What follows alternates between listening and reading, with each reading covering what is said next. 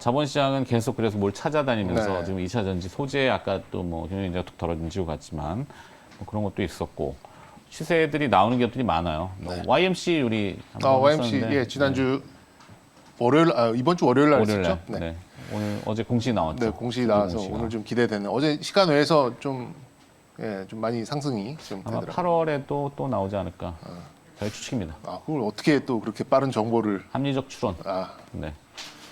가끔 요즘 꿈에서 뭐가 나타나가지고 네. 할아버지가 가르쳐주고 그럽니다. 말도 안 되는 소리. 잠을 많이 자다 보니까. 네. 자, 이제 문 걷어가고 이제 네. 이렇게 준비하러 가겠습니다. 네. 어떻게 오늘 시장을 좀 대비해 볼까요? 어제가 일단 오늘 이제 미국 시장만 본다 그러면 이제 IB 은행들 뭐 특히 이제 웰스파고 같은 뭐 이런 뭐 이뿐만 아니라 IB 그 업체들 그 은행들 모두 좀 굉장히 좀 잘 나왔고요. 실적도 잘 나왔고 또 주가도 좋았고 애플 또 뭐 항공주, 그러니까 미국은 전반적인 반등이 나왔는데 비해서 지수가 못 갔죠. 뭐 상당히 좀 한정적인 그런 상황으로 좀 움직였기 때문에 우리도 글쎄요, 뭐 달러도 조금 이제 좀 수그러들었고 우리도 좀 강보합권에 좀 어울리는 이제 그런 출발을 보일 가능성이 좀 높은데. 여기 환율은 한 4원 가량 내려갔고. 네. 뭐 저는 이제 앵커께서 어제 좀 제시했었던 이제 그 주제에 대해서 조금 곰곰이 중국 생각을 얘기. 해봤는데, 예. 중국의 부양의 기조가 이게 득일지 독일지 여기에 대해서 좀 왜냐하면 지금 시장이 약간 변곡에 좀 와 있기 때문에 또 네. 실적적인 부분도 있고 또 시장 전체적으로 봤을 때는 이제 코로나 상황에 어울리는 성장주들과 기존에 있었 이 경기 민감주, 그러니까는 이 경기 회복의 빠른 속도를 타고 가는 경기 민감주 이 두 축이 시속 게임을 계속 보이는 그런 상황이다 보니 중국의 부양책 기조가 어떻게 될까에 대해서 좀 이제 고민을 좀 해봤었는데. 결론적으로는 역시 경기 민감 쪽이 조금 더 우세하지 않을까. 좀 중기적인 그런 흐름에서는. 그러니까 뭐 오늘 이 데일리 방송에서 이거를 다룬다는 게 조금 길고 좀 무거운 주제일 수는 있겠습니다만 시장이 지금 약간 이제 변곡적인 그런 지점에서는 오늘 그 이벤트는 이제 뭐 미국이 어떻게 됐다는 건 이미 뭐 다 노출이 네. 됐고 개장하면은 워낙 미국 변동이 크지 않았기 때문에 뭐 한 5분, 10분이면은 미국 재료는 그렇죠. 되고 아침에 그다음에 이제 시초가에 10시에 국내 이벤트는 금통위. 금통위. 네. 금통위도 그다음에 11시에 중국 이벤트가 중국의 2분기 GDP. 그렇죠. 네. 이게 굉장히 고민되는데 뭐 금통위는 지금 정부는 추경하고 있는데 그러니까 이제 경제 뭐 이렇게 좀 활성화 시키려고 돈 풀고 추경하는데 거기에 금리 인상 이렇게 할 가능성은 저는 거의 없다고 봅니다. 아마 네. 추경의 어떤 효과를 바라보고 그 다음에 그렇죠. 코로나 후행적으로 1,600명 나오는데 네, 후행적으로 할 가능성이 있어서 저는 글쎄 뭐올 연말 정도에 이제 한번 뭐 한 11월 뭐 이 정도에 한 번 정도 하지 않을까 좀 생각은 해요. 그런 면에서 봤을 내뱉었던 때는 말이 있기 때문에 스탠스를 확 꺾지기도 그렇죠. 그건 좀 힘들죠. 네, 왜냐면 내년에 중앙의 올리겠습니다. 총재가 이러진 않을 거예요. 예. 네, 뭐 속된 말로 철상맞게 할 수는 없거든요. 네. 그러면 이제 중요한 부분이 그간 이제 금리 인상을 어느 정도 반영했던 이제 그 상황에서도 불구하고 상승을 했었던 이제 원달러 환율. 어제 우리 시장의 프로그램 매매의 대부분을 차지했던 그 원달러 환율이 어떻게 작용될지 이게 또 좀 중요한 포인트로 볼 수 있겠는데 과연 이제 중국의 부양책이 달러 강세를 부추길 것이냐. 왜냐하면은 통화 정책, 그러니까 돈을 중국도 지준율 같은 걸 만져서 돈을 푸는 그런 기조로 갈 경우에는 또 이제 위안화 대비 달러 강세로 갈 가능성이 있고 그렇게 되면 원화와 또 이렇게 연동성이 높은 위안화의 움직임에 따라서 원화도 좀 약세로 가고 그렇게 되면 달러가 또 강해져서 1,150원 이상에 갈 수 있을 확률 이런 것들을 좀 감안을 해보면 시장에는 그렇게 유쾌한 뭐 이런 부분은 아니라고 좀 생각은 듭니다. 그래서 뭐 개인적으로는 그래도 이제 경기 민감 쪽을 더 보고 있는 이유가 이제 그런 이제 이유로 좀 보시면 될 것 같고요. 일단 2차 전지를 비롯한 개별적인 종목들의 힘으로 지금 지수를 버티고 있잖아요.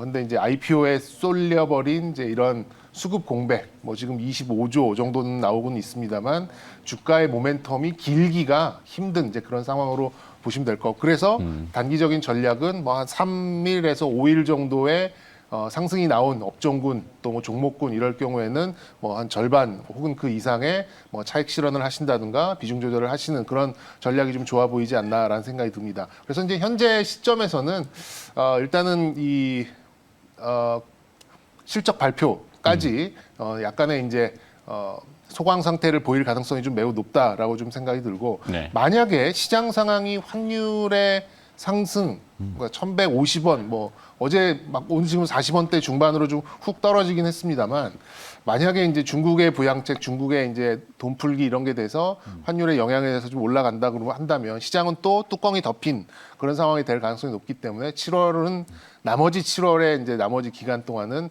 테마주들의 전성 시대. 그렇죠? 뭐 폭염. 이제 대규모 IPO 얘기들 많이 하잖아요. 그쵸. 그 IPO가 이제 돈을 빨아가기 그렇죠. 흡수해 버리기 때문에. 그러니까 거래 대금이 지금 못 올라오는 거예요. 20조 대 초반, 중반 뭐 여기서는 멈춰 있는 거죠. 그렇다 네. 보니 이제 폭염, 어제 폭염주들도 많이 올랐고 날씨. 예. 예. 뭐 날씨주들 네, 하여튼 날씨. 코로나, 정치. 여름엔 덥죠. 항상. 네. 아, 근데 이번에는 좀 많이 더운 것 같아요. 그래요. 예, 특별하게. 덥긴 덥더라고요. 작년에 비해서. 그럼 남은 7월에는 이제 뭐 여름 코로나, 원격 의료, 정치 뭐 이런 쪽에 좀 테마주가 또 이제 전성 시대를 보일 가능성이 빙글빙글 좀 도는 예. 뭐 전력 문제 해가지고 또 뭐 스마트 그리드 뭐 그럴 수도 있고요. 이것도 한번 이슈가 됐었고 어제 뉴딜 얘기도 또 나오고 그랬기 네, 때문에 뉴딜 재료도 나왔고 네, 뭐 다들 또 이런 테마주의 눈길이 돌아갈 가능성이 좀 또 신선한 있어 재료가 보입니다. 뭐 나올 건 없나요? 신선한 재료가 나올 가능. 왜냐하면 뭐 이게 저기 말씀드렸듯이 제철 과일 뭐 이런 거. 그나마 신선한 거는 이제 좀 이따 신선하진 않은데 어쨌든 그래요? 애플 얘기랑 좀 연동될 수 있는. 네, 애플. 네, 그래서 이제 뭐 만약에 이제 중국 부양책이 이제 구조조정의 마무리로 해석이 돼. 왜냐하면 그간은 코로나 상황에서 중국에서는 구조조정을 하면서 좀 이제 소위 말하는 썩은 물들을 좀 내보내는 이제 그런 상황이었기 때문에 소비 부양 또 코로나의 재확산으로 상승을 반납했었던 이제 이런 소비재 쪽이 중국에서는 중국 쪽에서는 조금 자극이 될 가능성이 좀 있지 않을까. 왜냐하면은 소비 지표가 그렇게 좋게 나올 가능성은 없어요. 왜냐하면 이제 시각적으로 조금 떨어질 가능성이 높기 때문에 네. 부양책을 계속해서 쓴다라고 한다면 역시 이제 중국 쪽 소비 쪽이 2차 전지가 지금 어제 보니까 윗꼬리들을 좀 달더라고요. 근데 그러면은 그 이제 캐시우드 아크 인베스트먼트의 캐시우드도 중국 IT에는 손들었다. 포트폴리오 조금 줄이는 모양이에요. 칭화윤위가 저렇게 휘청되는 거면은 이제 일단 그 상징성은 있다고 보죠. 그렇게 그렇죠. 본다면 중국의 부양책은 그게 이제 상대적으로 네. 우리나라한테 조금 뭔가 눈길을 돌려줄 수도 있는데 뭐 그건 그들 얘기니까. 뭐. 네, 그렇죠. 뭐 그래 눈길을 돌린다고 한다면 뭐 삼성전자, 뭐 하이닉스 뭐 이 정도가 좀 될 수는 있겠습니다만 이게 또 시장하고 연동되다 보니까 또 네. 이 환율에 또 연동이 된다 그러면 또 이렇게 유쾌하진 않아요. 어쨌든 그래서 중국의 부양책이 만약에 나온다면 돌고 돌아서 경기 민감 소비재 쪽으로 돌 가능성이 좀 높아 보이고요. 그렇게 본다 그러면 종목으로는 뭐 다들 아시는 종목들입니다. FNF, 뭐 필라코리아, 네. 그리고 뭐 엔터나 의료기기도 이제 소비 쪽으로 좀 볼 수 있기 때문에 뭐 JYP 엔터나 인터로조 뭐 이 정도의 종목들 좀 볼 수 있지 않을까 좀 생각이 들고요. 중요한 건 기업 종목이니까. 네네 뭐 요즘 뭐 패턴이 너무 빠르니까 뭐 어떻게 맥을 못 잡겠어요. 네, 저는 그래서 뭐 지칩니다. 엔터주들도 괜찮고 의료기기 소비주들도 괜찮고 뭐 의류나 이런 소비주들도 괜찮지 않을까라는 생각이 들어서 뭐 그 중에 하나를 꼽아라 그러면 요즘에 제가 의료기기 계속 밀고 있으니까 인터로조. 예, 좀 말씀드리고 싶습니다. 거만인가? 렌즈죠, 렌즈. 렌즈. 예, 색. 네. 네. 왜냐하면 이제 마스크는 써도 눈은 가리지 않잖아요. 네. 네. 네. 그런 것들을 보신다면 오케이. 네. 의료기기 쪽에서 이제 렌즈 쪽. 의료기기도 한번 오히려 신선하다면 아까 이제 정태근 팀장하고 잠깐 얘기했지만 K뉴딜 2.0에서 약간 의료, 디지털, 네. 뭐 비대면, 원격 진료라는 표현을 지금 못 쓰잖아요. 원격 사실. 의료. 원격 의료 근데 본격적으로는 어려울 거예요. 이제 의협에서 반대를 하고 있다 보니까. 알겠습니다.